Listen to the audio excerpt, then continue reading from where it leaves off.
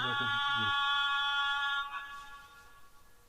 لوگ ایمان لائے اور عمل نیک کیے ان کے لیے خوشحالی اور عمدہ ٹھکانہ ہے۔ بہت سے لوگ پوچھتے ہیں کہ اچھا کس پہ قربانی لازم ہے، کون قربانی کرے، اور پھر عموماً یہ بتایا جاتا ہے کہ جو صاحب نصاب ہے، جس پہ زکوٰۃ ہے، وہ قربانی کرے۔ لیکن ہم دیکھتے ہیں کہ اللہ کے رسول صلی اللہ علیہ وسلم تو کبھی بھی صاحب نصاب نہیں ہوئے، ان کے ہاں تو کبھی بھی اتنا مال جمع نہیں ہوا کہ آپ اس میں سے زکوٰۃ نکالیں یا کچھ اور۔ وہ تو جو آتا تھا دے ڈالتے تھے، اور یہاں تک حالت تھی تنگ دستی کی کہ حضرت عائشہ رضی اللہ تعالی عنہا سے روایت ہے کہ جب سے آل محمد مدینہ میں آئے، یعنی آپ صلی اللہ علیہ وسلم کی فیملی جب سے مدینہ میں آئی، کبھی مسلسل 3 رات تک گندم کے آٹے کی روٹی سے سیر نہیں ہوئی، یہاں تک کہ آپ صلی اللہ علیہ وسلم وفات پا گئے۔ یعنی 3 دن بھی مسلسل روٹی نہیں پکی آپ کے گھر میں تھرو آؤٹ مدنی پیریڈ، پھر بھی آپ قربانیاں کرتے رہے۔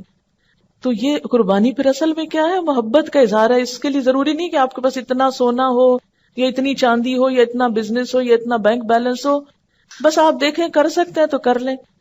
ایک قربانی بھی سارے گھر کی طرف سے کافی ہو جائے گی، لیکن محبت کے اظہار کے طور پر اللہ تعالیٰ نے خود جو طریقہ بتایا، کیونکہ آپ یعنی ویسے بھی محبت کے اظہار کے لیے تحفہ دیا جاتا ہے، لیکن جب آپ کو پتا چل جاتا ہے کہ فلاں شخص کو یہ چیز بہت پسند ہے، تو آپ کی پھر کوشش کیا ہوتی ہے کہ میں وہ دوں جو اس کو پسند ہے۔ اس لیے جب یہ باتیں کی جاتی ہیں نا کہ غریبوں کو روپیہ دے دینا چاہیے اس دن، اور فلاں چیز دے دینی چاہیے، اس پیسے کو فلاں کام میں استعمال کر لینا چاہیے، فلاں سڑک بنوا لینی چاہیے، فلاں پل بنوا لینا چاہیے، سب باتیں اپنی جگہ ہیں، لیکن آج آپ کے محبوب کو پسند ہے کہ آپ ایک جانور قربان کریں۔ یہ سارا سال پل بنوائیں، سڑکیں بنوائیں، جو مرضی کرائیں، لیکن آج اس کو کون سا تحفہ پسند ہے آپ کی طرف سے؟ جانور قربان کرنا۔ کیوں؟ اس لیے کہ آپ کاغذ کا روپیہ کسی کے ہاتھ میں دیتے ہیں نا تو وہ فیلنگ نہیں آتی۔ جب آپ ایک اپنے پالے ہوئے جانور کے گلے پہ چھری پھیرتے ہیں، تو جن گھروں میں جانور پالا جاتا ہے نا، ان بچوں کو آپ دیکھیں، وہ قریب نہیں جاتے، اس کا گوشت نہیں کھاتے کہ ہمارا پیارا جانور جو ہے وہ قربان ہو گیا، روتے ہیں باقاعدہ اس کی۔ اور اس وقت جو دل کی حالت ہوتی ہے وہ روپیہ کسی کو پکڑانے سے وہ جذبات نہیں پیدا ہوتے، اور یہ یاد دہانی ہے مسلسل، یا اللہ آج اس جانور کے گلے پہ چھری پھیر رہا ہوں، کل آپ نے مجھے طلب کیا نا تو میں بھی حاضر ہوں، میں اپنی جان بھی دوں گا آپ کو، کیونکہ محبت میں تو پھر کوئی بھی چیز بچا کے نہیں رکھی جاتی نا۔ آپ صلی اللہ علیہ وسلم 10 سال مدینہ میں رہے اور ہر سال قربانی کی، اسی لیے آپ نے فرمایا، ابو داؤد کی روایت ہے، اے لوگو، بے شک ہر گھر والوں کے ذمے ہر سال قربانی ضروری، ان علی کل اہل بیت فی کل عام اضحیہ۔ اب یہ الگ بات ہے کہ اگر بالکل پیسے نہیں ہیں اور مطلب نہیں کرنے کے قابل ایک بھی، تو کوئی بات نہیں، کیونکہ بہت لوگ بہت ہی غریب ہوتے ہیں۔ قربانی دراصل محبت کے اظہار کی ایک علامت ہے، اور اس کے لیے بہت زیادہ فقہی مسئلوں میں پڑھنا، اس پہ جائز ہے اس پہ ناجائز ہے، یہ کرے یا نہ کرے، وہ کرے یا نہ کرے، بہت کچھ پوچھنے کی ضرورت نہیں۔ اپنے آپ کو ٹٹولیں، دیکھیں کیا دے سکتے ہیں کیا نہیں دے سکتے، اور کر لیں جو کر سکتے ہیں، نہیں کر سکتے تو آئندہ کے لیے کوئی ترتیب سوچیں اسی طرح کی کہ جس سے آپ کچھ کر سکیں۔ اور اگر کوئی وسعت کے باوجود قربانی نہ کر سکے تو اس کے بارے میں کیا فرمایا کہ جسے قربانی کرنے کی وسعت اور طاقت ہو اور وہ قربانی نہ کرے، وہ مسلمانوں کی عیدگاہ میں حاضر نہ ہو۔ اب یہ ہے کہ بعض حالات واقعی ایسے ہوتے ہیں کہ انسان نہیں کر سکتا، کوئی جان بوجھ کے نہیں ایسے کرتا، ہمت نہیں ہے۔ مثلا ایک شخص کی مہینے کی آمدنی 3000 روپے ہے، وہ تو بچوں کا دودھ بھی نہیں پورا کر پا رہا، 2 وقت کی روٹی نصیب نہیں، وہ کہاں سے قربانی کرے، چاہے اس کا دل کتنا بھی روتا ہو۔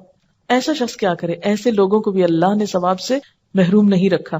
ایک آدمی نے حضور صلی اللہ علیہ وسلم سے عرض کیا کہ میرے پاس قربانی کے لیے تو کوئی جانور نہیں، لیکن میرے پاس دودھ دینے والا ایک جانور ہے، یعنی میرے گھر میں ایک مثلا گائے یا بکری وغیرہ ہے، اسی کو کر دوں؟ تو آپ نے فرمایا نہیں، اس کو نہیں کرو، کیونکہ اسلام جو ہے نا ایک اعتدال والا دین ہے، دوسروں پہ ان کی وسعت سے بڑھ کے بوجھ نہیں ڈالتا۔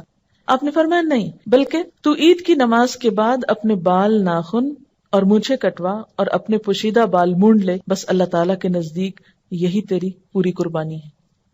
اسی لیے ہمیں کیا حکم دیا گیا ہے کہ ذوالحج کا چاند نظر آنے کے بعد نہ ناخن کاٹے جائیں، نہ بال کاٹے جائیں، نہ ہی شیو کی جائے، اور نہ ہی بال اکھاڑے جائیں، نو ویکسنگ، نو تھریڈنگ، نو پلکنگ۔